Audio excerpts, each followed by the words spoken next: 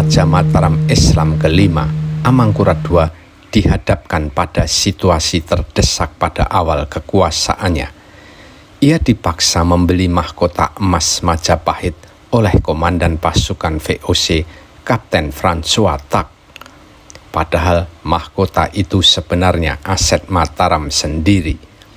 Harga yang dipatok pun teramat mahal di saat itu, yakni 1.000 real Spanyol. Amangkurat II terpaksa membelinya demi menjaga warisan sekaligus simbol legitimasi raja. Namun, François Tak harus membayar mahal atas kelicikan itu. Ketika berkunjung ke istana Amangkurat II di Keraton Kartosuro, ia tewas dengan 20 tusukan. Kematiannya pun penuh misteri. Apakah ia mati karena murni oleh serangan pemberontak yang dipimpin Untung Suropati atau karena siasat Amangkurat II menjadi teka-teki? Siapa yang menikam Kapten Tak hingga tewas juga menjadi misteri.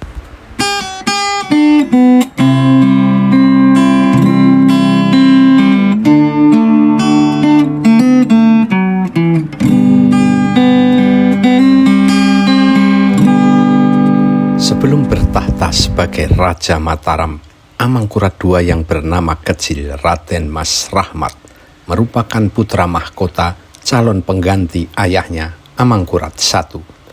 Namun, ia berselisih dengan ayahnya dan kemudian bersekongkol dengan Raden Trunojoyo dari Madura untuk menggulingkan ayahnya sendiri. Pada tahun 1677, Raden Trunojoyo dan pasukannya menyerang keraton Amangkurat I di Pleret. Serangan dahsyat itu memaksa Amangkurat I dan Raden Mas Rahmat lari ke barat. Pasukan Trunojoyo kemudian menjarah harta benda keraton Pleret dan membawanya ke Kediri. Di tahun itu juga, dalam pelarian, Amangkurat I wafat di Tegalwangi. Raden Mas Rahmat kemudian dinobatkan oleh VOC sebagai Amangkurat II tanpa harta, mahkota, dan kerajaan. Kepada VOC pula, Amangkurat II menggantungkan bantuan untuk menumpas pemberontakan Trunojoyo dan mendirikan kerajaan Mataram lagi. VOC lalu mengirim 3 kelompok pasukan ke Kediri untuk menumpas Trunojoyo pada tahun 1678. Salah satu komandan kelompok pasukan itu adalah Kapten François Tak. Serangan ini berhasil menghajar markas Trunojoyo di Kediri. Bahkan Trunojoyo terpaksa lari dan bersembunyi di Malang. Kompeni kemudian mengambil harta benda Trunojoyo yang dulu dijarah dari keraton Pleret, termasuk sebuah mahkota emas Majapahit. Harusnya harta benda itu dikembalikan kepada Amangkurat II sebagai pewaris kekuasaan Amangkurat I di Pleret. Namun, untuk mahkota emas Majapahit, Kapten Tak hanya akan memberikan kepada Amangkurat II jika ditebus dengan uang 1.000 real Spanyol. Amangkurat II terpaksa setuju membeli mahkota emas Majapahit itu. Sementara Trunojoyo sendiri akhirnya menyerahkan diri pada tanggal 27 Desember 1679 dan dibawa ke Mataram. Amangkurat II kemudian menikam Trunojoyo hingga tewas.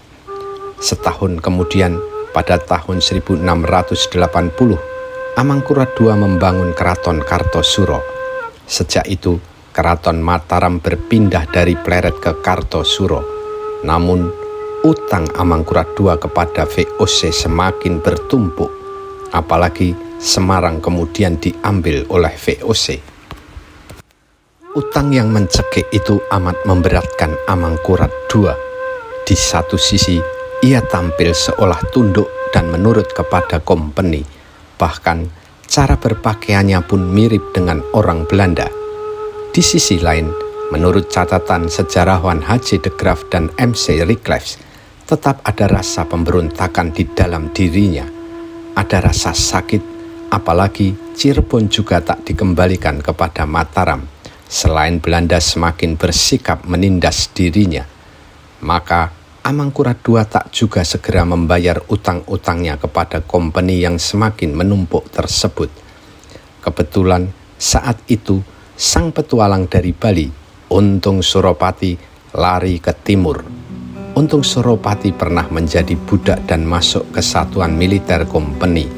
Namun ia melakukan pemberontakan di Priangan dan membunuh 20 orang Belanda. Amangkurat II yang juga merekrut pasukan Makassar dan Bali di Kartosuro kemudian menampung pelarian Untung Suropati dan pasukannya pada tahun 1685. Ini yang membuat kompeni semakin resah, kemudian harus mengambil tindakan kepada Keraton Kartosuro. Ditambah lagi, Amangkurat II enggan menyerahkan Untung Suropati. Amangkurat II merasa keberadaan Untung Suropati bisa dimanfaatkan untuk memperkuat posisi tawar dengan kompeni. Apalagi Amangkurat II semakin terjepit oleh utang dan tekanan kompeni. Pemerintahan VOC di Batavia merespons dengan mengirim utusan khusus, yakni Kapten François Tak, ke Kartosuro pada tahun 1686. Maka Amangkurat II bakal ketemu lagi dengan orang yang dulu memaksanya membeli mahkota emas Majapahit itu. Tugas utama Kapten Tak adalah membereskan masalah utang Mataram kepada VOC dan menangkap Untung Suropati. Misi pun dijalankan Kapten Tak. Ia berangkat dari Batavia pada 3 November 1685. Pada tanggal 20 Desember 1685, dari Cirebon, ia melanjutkan perjalanan dan sampai di Semarang pada tanggal 22 Desember 1685. Di sini, ia mengatur strategi, mengumpulkan perbekalan, dan melakukan pembicaraan dengan para pejabat Mataram, termasuk Senopati Sindurejo dan Adipati Demak pada tanggal 27 Januari 1686.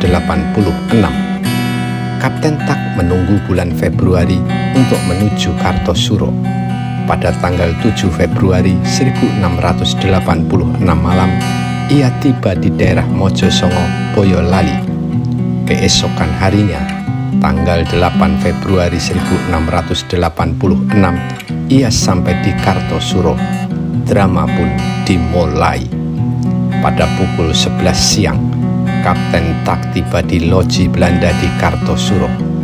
Ia kemudian mengirim Jeremias van Vliet dan Van der Meer ke Keraton Kartosuro meminta agar Untung Suropati dan pasukannya segera diserahkan.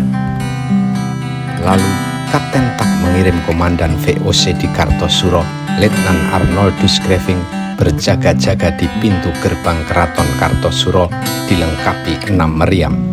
Ini sekaligus untuk mengawasi gerak-gerik keraton. Menurut catatan Nicolas de Graaf, Kapten Tak percaya diri bisa menyelesaikan tugasnya, bahkan menyombongkan diri. Suropati dan orang-orang Bali itu tak akan bertahan. Begitu melihat aku datang, mereka akan melarikan diri, katanya. Di luar dugaan, Untung Suropati melakukan perlawanan dahsyat. Ia dan pasukannya melakukan pembakaran di Desa Kumpang, sekitar 2 km sebelah timur Keraton Kartosuro. Ini ternyata taktik Untung Suropati untuk memancing Kapten Tak agar keluar dari benteng VOC di Kartosuro dan menuju Desa Kumpang. Kapten Tak merasa percaya diri, kemudian membawa sebagian pasukan kompeni ke Desa Kumpang. Sementara Untung Suropati dan pasukannya kemudian menghilang. Ketika sampai di Desa Kumpang, Kapten Tak pun hanya menemui rumah-rumah yang terbakar. Jebakan Untung Suropati sukses. Saat itu, Untung Suropati dan pasukannya mengambil kesempatan untuk menyerang orang-orang VOC di Keraton Kartosuro. Pasukan Belanda di bawah pimpinan Kapten Letnan Arnoldus Greving yang tak menyangka kocar-kacir. Bahkan Arnoldus Greving akhirnya tewas. Merasa tertipu, Kapten Tak dengan kemarahan segera kembali ke keraton Kartosuro untuk mengejar Untung Suropati. Tapi di situ ia menyaksikan mayat Letnan Greving, Sirsan Samuel Maurits, dan 10 anak buahnya tewas dengan keadaan mengerikan.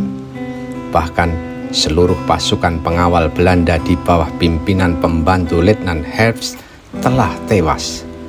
Ketika pasukan Kapten Tak tiba di keraton Kartosuro, tiba-tiba pasukan Bali keluar dari keraton dan menyerang mereka.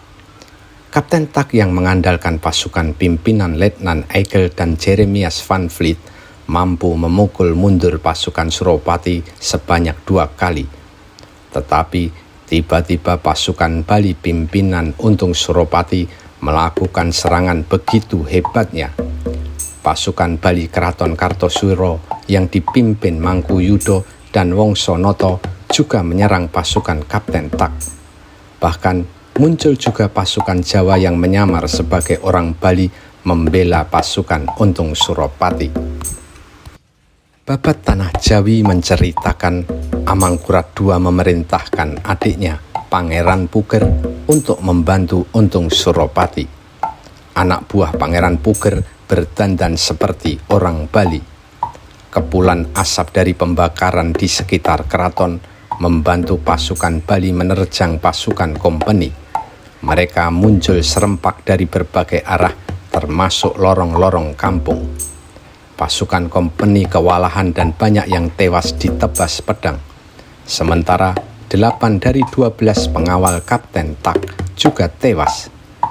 Kapten Tak lalu mundur dan menuju kudanya.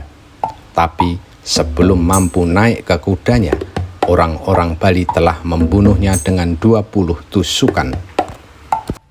Menurut Babat Tanah Jawi, yang membunuh Kapten Tak adalah Pangeran Puger dengan pusaka tombak Kiai Pleret. Namun, kisah ini diragukan oleh sejarawan Belanda H.J. de Graaf, sebab kelak Pangeran Puger bertahta sebagai Pakubono I.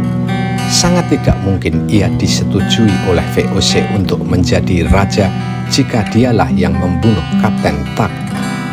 Maka kematian Kapten Tak, sang penjual mahkota emas Majapahit kepada Amangkurat II itu diliputi misteri. Apakah pasukan Untung Suropati murni tanpa bantuan pihak Keraton Kartosuro? Atau serangan Untung Suropati itu memang bagian dari siasat Amangkurat II yang sakit hati kepada Kapten Tak karena meminta bayaran 1.000 real Spanyol untuk mahkota emas Majapahit? Misteri lain, siapa yang membunuh Kapten Tak? Apakah pasukan Bali atau Untung Suropati sendiri? Atau apakah yang membunuh Kapten Tak adalah Pangeran Puger seperti dikisahkan Babat Tanah Jawi?